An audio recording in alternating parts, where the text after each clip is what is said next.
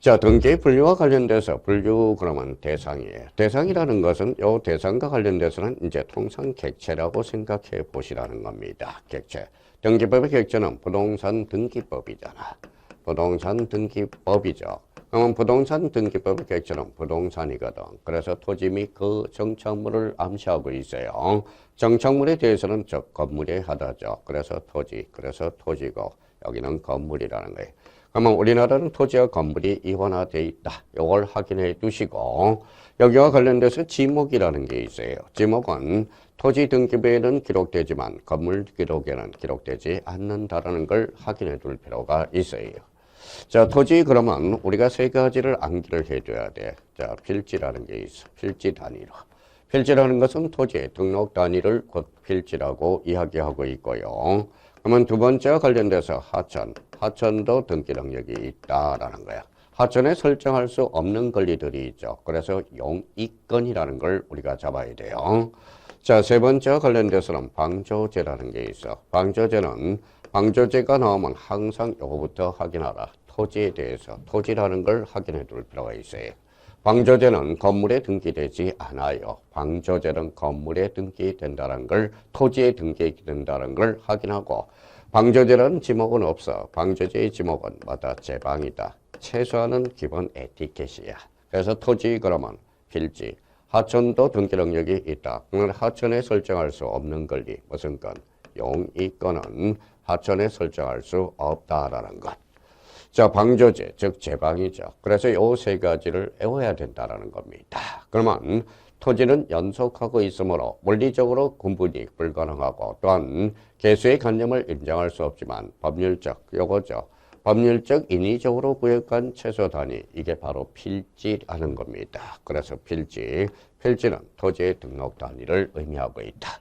그러면 토지대장, 임야대장에 등록하는 바 이렇게 토지대장, 임야대장에 등록되어 있는 한 필지가 한 개의 토지로 평가받는다. 그래서 객체에 따른 분류로서 즉 객체 대상으로서 토지에 관한 등기와 건물에 관한 등기가 있다라는 것 이걸 기억해 둘 필요가 있어요.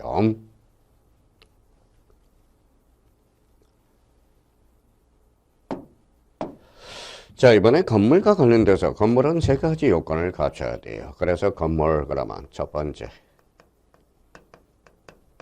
정착해야 돼. 두 번째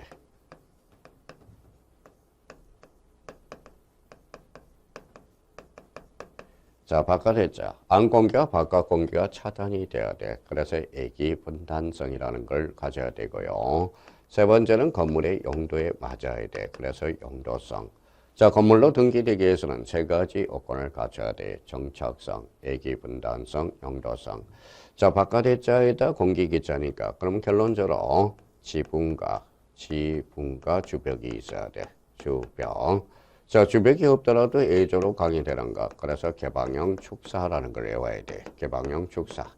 개방형 축사와 관련돼서는 100제곱미터고 그 다음에 우사라는 걸 기억해야 돼. 돈사가 아니라 우사. 그러면 건물과 관련돼서 요 세 가지 요건을 반드시 외워야 돼. 건물로 등기되기 위해서는 정착해야 되고 자, 바깥에 애기 분단성, 지붕과 주벽을 갖춰야 되고요.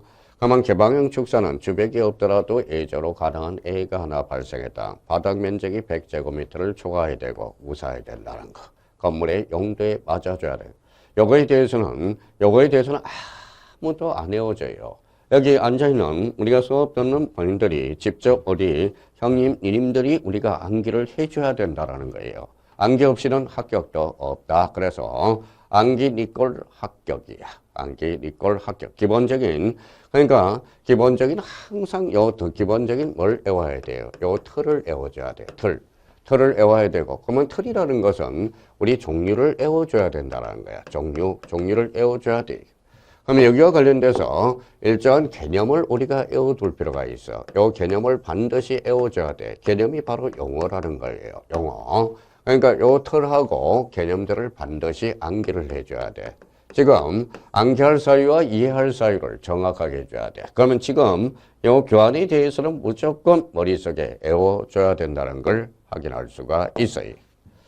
그러면 대상과 관련돼서 그러면 이제 출발을 할 때 대상에 따라 물려서 토지와 건물이 있다. 각각의 등기부가 있다라는 것은 나중에 무슨 문제가 발생한다. 법정지상권이라는 문제가 발생하게 된다고.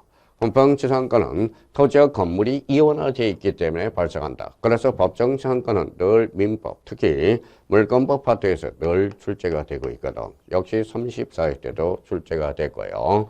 법정지상권의 문제는 토지와 건물이 이원화되어 있기 때문에 발생한다.